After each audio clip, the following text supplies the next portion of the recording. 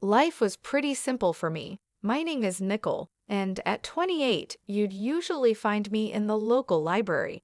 It wasn't exciting or glamorous, but it was my life. The books were my friends, and the dusty shelves were where I felt at home. I wasn't one to seek attention. I was happy to stay in the background. I lived in a small town where everyone knew each other's business. My daily routine was always the same. Wake up, go to work, and then return to my small apartment filled with secondhand furniture and a pile of books. I didn't have much of a social life, and I told myself I was okay with that. Then, one day, Peter walked into the library. It seemed like an ordinary day, but it wasn't. He was looking for a book and said he wanted something different. His smile was warm, and his voice felt like sunshine breaking through the clouds. "Hey, could you help me find a book? I'm feeling adventurous," he said, his eyes crinkling at the corners. "Sure, what kind of book are you interested in?" I asked, adjusting my glasses and trying not to get too caught up in his gaze. "I don't know. Surprise me," he replied with a grin, as if he enjoyed the little challenge he had given me. That was the start of everything. We began talking regularly. At first, it was just about books, but soon our conversations moved beyond the pages and into our lives. Peter was different. He really listened, and it made me feel seen for the first time in a long while. One day, he came in looking more determined than usual. "You know, Nicole, you're the most interesting person I've met in this town. Why do you hide in here all day?" he asked, leaning on the counter with a playful look in his eyes. I laughed, a sound that even surprised me. Well, where else would I go? This town isn't exactly full of excitement. Peter's response was quick. "Maybe you just need someone to explore it with. How about dinner tonight? My treat." I hesitated, not used to this kind of attention. "I don't know, Peter." "Come on, what's the worst that could happen? You spend an evening with a guy who likes your book recommendations. Plus, I promise to make it worth your while. You can show me this hidden gem of a town," he said, his confidence contagious. Against my better judgment, I found myself agreeing. "Okay, sure, but no fancy places. I don't do well with all that fuss." "Deal," Peter said, his smile lighting up the room. "I'll pick you up at 9. Wear something comfortable," Peter said. That night changed everything. Even though I'd lived in this town my whole life, Peter showed me places I'd never seen. He made me laugh, a real, deep laugh I didn't even know I had in me. He listened to my stories, my dreams, and my fears, never once making me feel small or unimportant. As we walked back to my apartment, he stopped and looked at me with a serious expression. "Nicole, I know we've just met, but there's something about you. You're different from anyone I've ever known. You're real, and that's rare in a world full of fakes." I didn't know what to say. No one had ever spoken to me like that before. "Peter," I started, but he gently placed a finger on my lips. "You don't have to say anything. Just know that I see you, Nicole. I see who you are, and I like what I see." Peter had always been the bright spot in my day, making everything seem better with his kindness and care. He made me feel seen, calling me beautiful, kind, and smart things I didn't really believe about myself. His warmth made the idea of forever seem not just possible, but something I wanted. When he asked me to marry him, it felt like a dream. "Marry me, Nicole. I can't imagine my life without you," he said, his eyes full of sincerity. I didn't hesitate. "Yes," I breathed out, feeling a mix of excitement and disbelief. But before we could dive into wedding planning, there was one important step left: meeting his parents. Peter gave me a heads up, a sort of warning. "My folks have pretty high standards for who I bring home, but don't worry. They're going to love you once they see how amazing you are," he assured me, though his words did little to calm my nerves. I was a mess before the meeting, tearing through my closet for something that looked modest yet dignified. It felt impossible to find the right outfit. Peter, on the other hand, was completely calm, almost as if the outcome of the meeting didn't bother him at all. "You're overthinking it, Nicole. Just wear what you're comfortable in," he said casually, which only made me more nervous. The day finally came, and I picked out a simple blue dress that I hoped was just right. As we drove to his parents' house, Peter seemed more interested in the music on the radio than the fact that I was about to meet his parents. "Are you sure they're going to like me?" I asked, needing some reassurance. They'll come around. Just be yourself," Peter said, glancing at me briefly before focusing back on the road. His relaxed attitude felt out of place compared to the nervousness I was feeling. As we walked up to the door of Peter's childhood home, my heart was racing. His earlier warnings played in my mind, making me imagine the judgment I might face. The door opened, and Peter's parents greeted us with expressions that were hard to read. The dinner that followed felt like a minefield. Peter's parents asked me questions that seemed more like an interrogation than a casual chat. "So, Nicole, Peter tells us you work at a library. Do you see yourself doing that long term?" his father asked, his tone suggesting he didn't think much of my job. I struggled to find the right words, trying to sound confident. "I love working there. It's fulfilling in a way I can't quite describe," I said, hoping my enthusiasm would win them over. Peter stayed unusually quiet throughout the dinner, offering little support as I faced the barrage of questions and subtle criticisms. It felt like I was on my own, with Peter just watching from the sidelines. On the drive home, the silence in the car was heavy. I couldn't help but feel disappointed, not just in how the evening went, but in Peter's lack of support. "I thought you said they'd warm up to me," I finally said, my voice tinged with hurt. Peter shrugged, a gesture that only frustrated me more. "Give it time, Nicole. They just need to get to know you better," he said, but his words didn't make me feel any better. After a few more dinners that felt like interrogations, it became clear that Peter's parents weren't my biggest fans. They seemed to see me as some kind of gold digger, which couldn't have been further from the truth. I was never interested in Peter for his money. Truth is, I never cared about that at all. I didn't really know much about it until he mentioned it one evening. "My parents are a bit old-fashioned," he said. "They worry about strange things like money and status." One night, Peter came home looking more serious than usual. "Babe, we need to talk," he said, avoiding eye contact. That's when I knew something was wrong. "What's wrong?" I asked, feeling a knot in my stomach. "It's my parents," he started, finally looking at me. "They're insisting we sign a prenup." "A prenup?" The word felt strange and bitter. "Peter, you know I don't care about your money, right?" He sighed, running his hands through his hair. "I know, and I don't care about it either, not when it comes to us. But they're really pushing for it.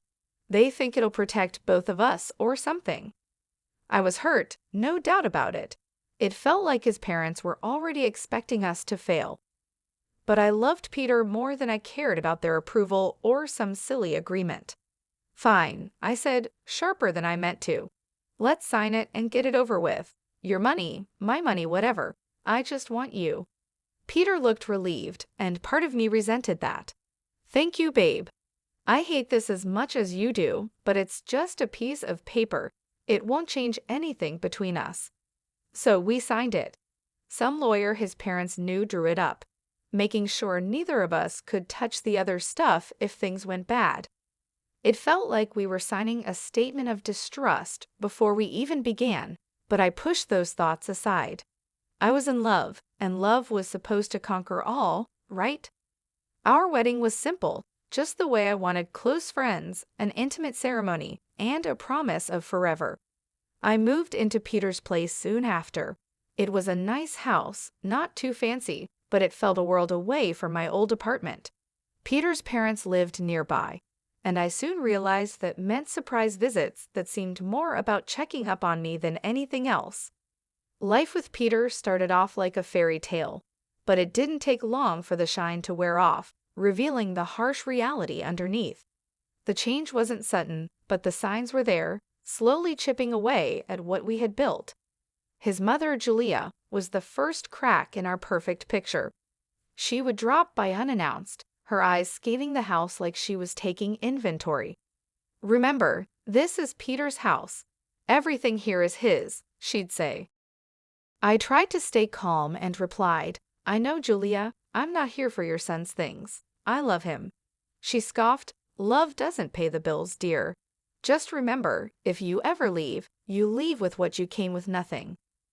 One day, she walked around the house, pointing out every piece of furniture, every appliance, every little item that belonged to Peter. See this couch? It's Peter's. That painting? Also Peter's. Just remember, if things go south, you have no claim to any of it, she said with a sickly sweet tone, as if she enjoyed putting me in my place. Peter's father, Frank, wasn't any better. He and Julia acted like they owned our house. When they visited, they would demand coffee as soon as they walked in, then complain that it was too weak or too strong. They'd sit in front of the TV, expecting me to serve them. Get us some chips, will you? And maybe wash those clothes piling up in the corner while you're at it, Frank would say without even looking at me. The worst part was that Peter never defended me. He'd laugh along with them, adding his own jabs. Yeah, she's still learning how to do things right around here. Give her time, he'd say. I felt like I was losing my mind. This wasn't the man I married. This was someone else, someone cruel and dismissive. Do you even hear yourself? How can you let them treat me like this? I'd confront Peter after his parents left. Babe, they're just set in their ways. You know how old people are. He'd shrug it off, making it seem like I was overreacting. They don't mean anything by it. Plus, you know we're on their dime. Can't bite the hand that feeds, right? That line felt like a slap in the face. So that was it. I was just the freeloader, the girl who married into their little empire and had to play by their rules or get out. My job at the library, which I loved, was a joke to them, just another reason for them to look down on me. The days blurred together, each one just like the last, until one ordinary Thursday when everything changed. I was at work shelving books when I felt a sharp pain in my stomach, doubling me over. This wasn't just stress, it was something more, something worse. Then, everything went black. I knew I was in the hospital. The smell of antiseptic made that clear. Lying in that bed, I couldn't help but feel like I'd hit rock bottom. I was alone, in pain, and not a single message or call from Peter. Just when I thought things couldn't get worse, there was a knock on the door, and in walked someone I never expected. Nicole David?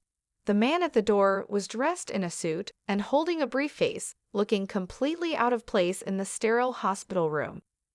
Yeah, that's me. Who are you? My voice was weak, tired from the pain and all the disappointment. I'm Adam Smith, a notary. I have something important to discuss with you, he said formally, but there was something in his eyes that made me want to listen. I motioned for him to go on, curious despite everything. It's about your great-uncle, Larry David.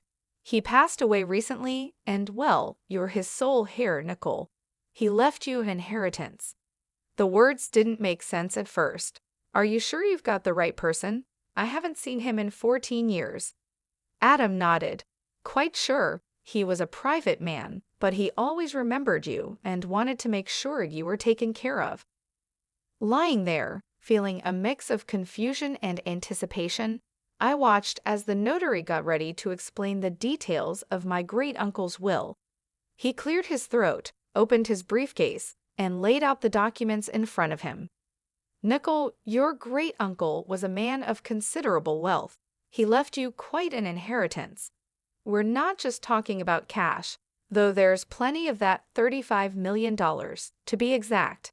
Adam began, his voice calm and steady. I blinked, trying to grasp what he was saying. $35 million? I echoed, my voice trembling. That's right, he continued, unfazed by my shock. But there's more. You're also inheriting shares in several large companies. These aren't small investments. They're significant stakes in some of the most stable and profitable firms out there. My mind was racing, trying to understand the enormity of what he was saying. Owning parts of companies I'd only heard about on the news felt like a dream. And then there's the property, Adam added, flipping through the papers. An old, large house in one of the most prestigious areas. It's not just any house, Nicole. It's a mansion with acres of land and a lot of history, and it's all yours now. I tried to picture the house, the kind you only see in movies. It was overwhelming, to say the least. And don't forget about the antique car, Adam added with a slight smile, as if he knew how I'd react. It's a classic, fully restored, and in perfect condition. A collector's dream. I couldn't help but chuckle at how surreal it all felt. An antique car, too. What am I going to do with that? I barely drive as it is. Adam's smile grew. Well, it's yours now. Maybe you'll take it for a drive occasionally. And there's also the furniture and paintings in the house, genuine antiques, some of them centuries old. Your great-uncle had a taste for the finer things in life. The room suddenly felt smaller and the air thicker as I tried to process everything he was telling me. So I've inherited a fortune, a company, a mansion, an antique car, and a collection of art and furniture. This is unbelievable. It's all yours, Nicole. Your great-uncle wanted to make sure you were well taken care of. He must have seen something special in you. Special? I didn't feel special at all, especially lying in a hospital bed after the worst few months of my life. Yet here I was, suddenly a millionaire many times over, entrusted with a legacy I didn't even know existed. Thank you, Mr. Smith. This is a lot to take in. I don't even know where to start, I admitted, feeling a mix of gratitude, disbelief, and a huge sense of responsibility. We'll take it one step at a time, he assured me. I'm here to help you through the whole process. Right on cue, my phone buzzed, and Peter's name flashed on the screen for the first time in days. Ignoring it, I turned back to Adam. What happens now? We'll need to process some paperwork, but the inheritance is yours. Your life is about to change, Nicole. And change it did. After the unexpected windfall, Peter and his parents suddenly acted differently, as if they'd turned over a new leaf. Their daily visits to the hospital were like scenes from a sappy movie. Peter, who hadn't bothered to check on me before, now hovered constantly, adjusting my blanket with a concerned look. How are you feeling today, love? He'd ask, his voice dripping with sweetness that didn't reach his eyes. Peter's mother, Julia, was even more dramatic if that was possible. Darling, I'm going to make your favorite lasagna when you get home. Just you wait, she said with a wide smile that didn't quite reach her eyes. It was all too much, too sudden, but I played along, smiling weakly and thanking them for their care. Still, a nagging suspicion gnawed at me, telling me to look beyond their act. One day, after their usual visit, I gathered the strength to slip out of bed and quietly follow them.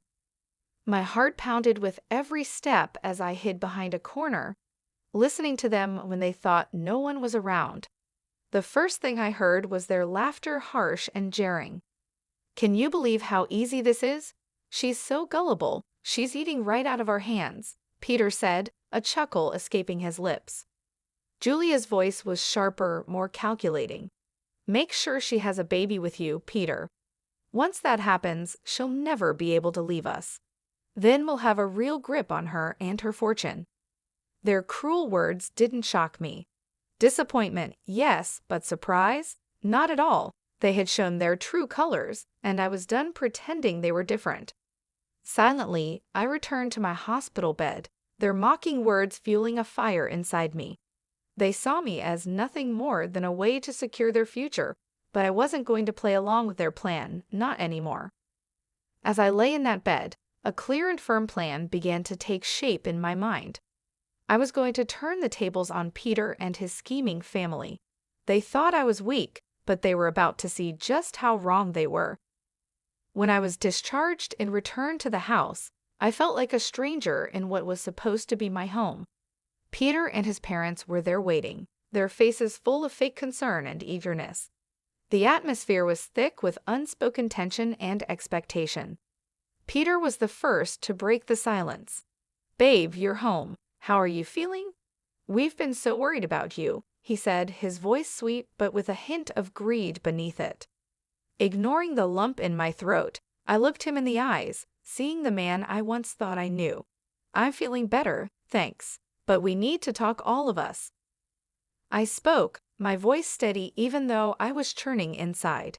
Julia, ever the actress, stepped forward, her hands clasped like she was praying.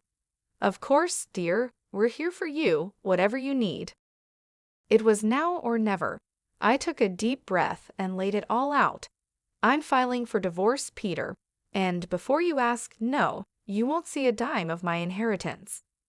The room fell silent, as if all the air had been sucked out. Peter's face turned pale, his calm facade cracking to reveal the panic underneath. Divorce? But why? I thought we were happy, he stammered. Happy? I echoed, the word leaving a bitter taste in my mouth. You, your mom, and your dad have made my life miserable. You've treated me like a servant, not a wife. And now, suddenly, you care about me because I'm worth something to you. Peter struggled to find words, but Julia quickly jumped in. This is nonsense. We've always treated you like family. You're imagining things, dear. I rolled my eyes and pulled the prenuptial agreement from my bag, waving it in front of them. This is what saved me.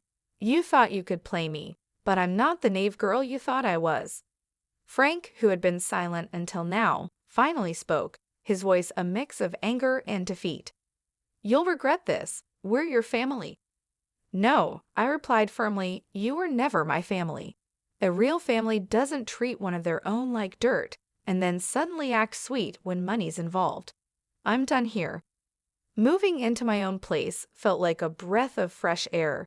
The apartment was small and cozy, a stark contrast to the life I'd left behind. It wasn't just a new home. It was my declaration of independence, my fresh start. The phone calls started almost immediately. Peter, his voice dripping with desperation, was the first. Nicole, please, you've got to come back. We can work this out. I know we can. But his pleas fell on deaf ears. I was done, and no amount of begging would change that. Peter, it's over. I'm not coming back. You need to accept that, I said firmly, leaving no room for negotiation. Not long after, Julia called, her tone a toxic mix of anger and guilt. Ungrateful. After everything we've done for you, you owe us, Nicole. You're making a huge mistake. Owe you for what, Julia? For making me feel like nothing more than a burden? No, I don't owe you anything. Goodbye. Hanging up on her felt like shedding a heavy weight, a final cut from the ties that had bound me to a life of misery. The divorce was a relief, a clean break from a past that had nearly consumed me. I heard about the fallout between Peter and his parents. The irony wasn't lost on me. The prenuptial agreement they insisted on was now tearing their family apart. With my great-uncle's inheritance securely in my name, I found a new sense of purpose and generosity. I donated a significant portion to charities that mattered to me, supporting causes that could make a real difference. But the bookstore became my true passion.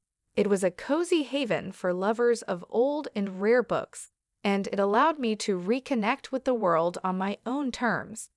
My journey hadn't been easy, filled with challenges and heartache, but standing in my bookstore, surrounded by countless stories, I knew I had found my happy ending. It wasn't just about moving on from Peter and his family's manipulation. It was about rediscovering who I was and what I loved. Here's to new beginnings, I toasted to myself one quiet evening after closing up shop. The road ahead was uncertain, but it was mine to travel, filled with possibilities and the promise of newfound happiness.